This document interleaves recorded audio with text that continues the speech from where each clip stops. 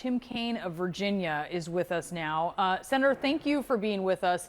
It's certainly hard at this point to see how the subsidy extension would ultimately become law. A source telling CNN that on today's House Republican conference call, Speaker Johnson would not commit to holding a vote on the subsidies.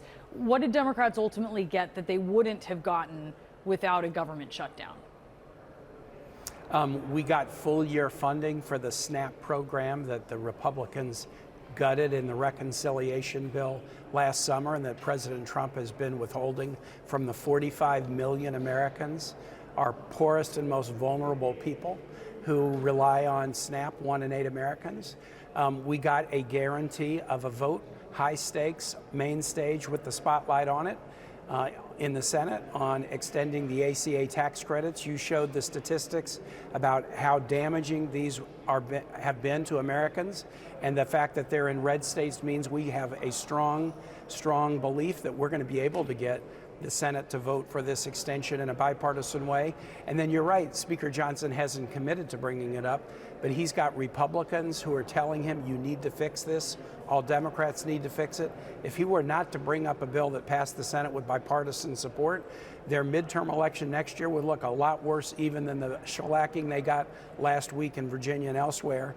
And then the final thing we got in this, I got into the negotiations late and ensured that all furloughed and recently RIFed federal employees are returned to work with back pay, and very importantly, got a guarantee of no RIFs, massive layoffs going forward, so that the federal employees have been waking up every morning not knowing if they would get a RIF notice in the mail or something from the Doge brothers telling them they're now locked out of their office. They don't have to live under that anxiety. They can focus on doing their job instead of worrying about their job. And that's 2 million federal workers.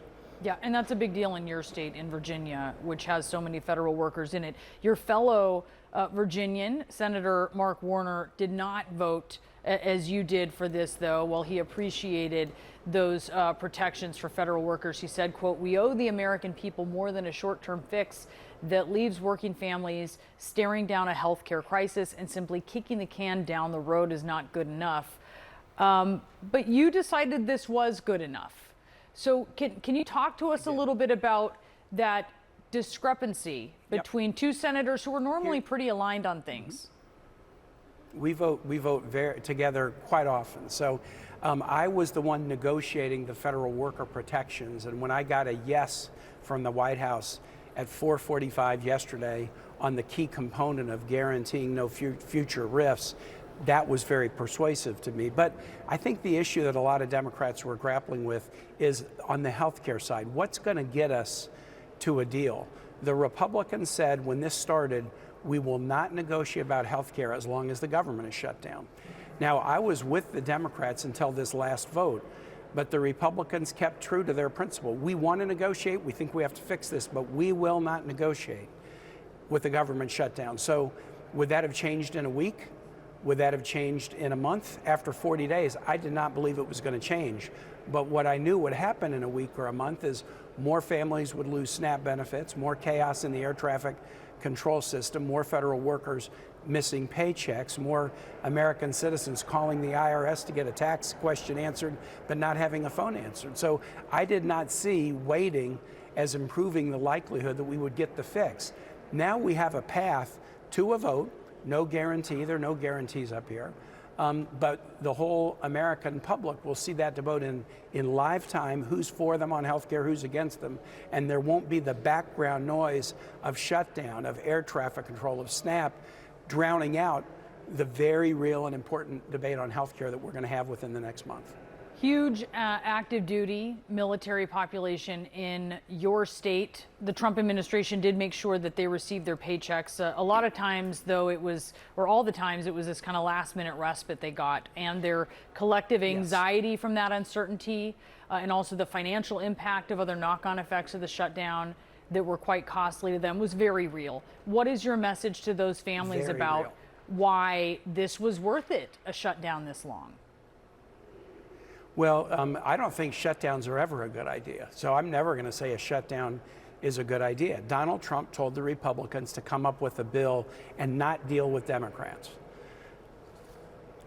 we put an alternative on the table 12 days before the shutdown, and we asked President Trump to engage, and he refused to. You know when he finally engaged? This is what it takes to avoid a shutdown or get out of one. He finally engaged Wednesday morning after he got shellacked in elections last week. He called the Senate Republicans to the White House and he said, hey guys, we lost badly last night.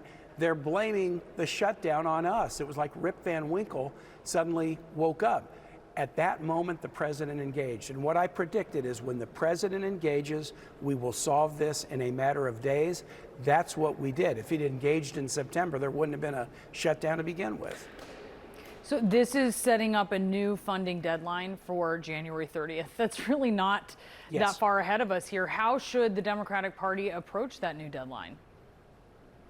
Well, we need to take advantage of the first thing we did is the funding deadline is for the sort of full year funding bill, and we just got a big chunk of it done in the short-term CR. We put full year funding in for 3 of the big functional areas of government: the legislative branch, the VA and military construction, and the ag program, which includes SNAP and WIC and other safety. So we've got that done. So the remaining bills are important, but we've got some of the work done already. And so what we need to do is have the appropriators continue to do what they did on those first 3 bills and get us there. In that meantime, we will have the debate and we'll have the vote in the Senate on health care. And we'll do it in sufficient time that if we pass it in a bipartisan way, it can go to the House as well. And you're right, the Speaker doesn't have to bring it up, but he's got more than a majority over there who say we have to fix this, and a majority of House members can use a discharge petition to free up a vote on the floor on anything they want. So our goal is, in the time when we're working on the remaining appropriations bills, we'll queue up the health care vote. We'll try to put together a proposal that helps Americans afford health care, that is as attractive to get Republican crossover support as we can, and we'll put everybody on the record on that. Congressman Ro Khanna says that Senator Schumer is no longer effective and should be replaced. A couple weeks ago, I was talking with Congressman Seth Moulton on the program. He's now running for Senate. And he said that we are in this shutdown, quote, because of how ineffective Schumer was during the first funding battle. What do you think? Do Senate Democrats need to are they having a serious discussion about whether your caucus might be better led at this moment by someone else? No, Chuck's our leader. We elected him a leader. He's going to stay our leader.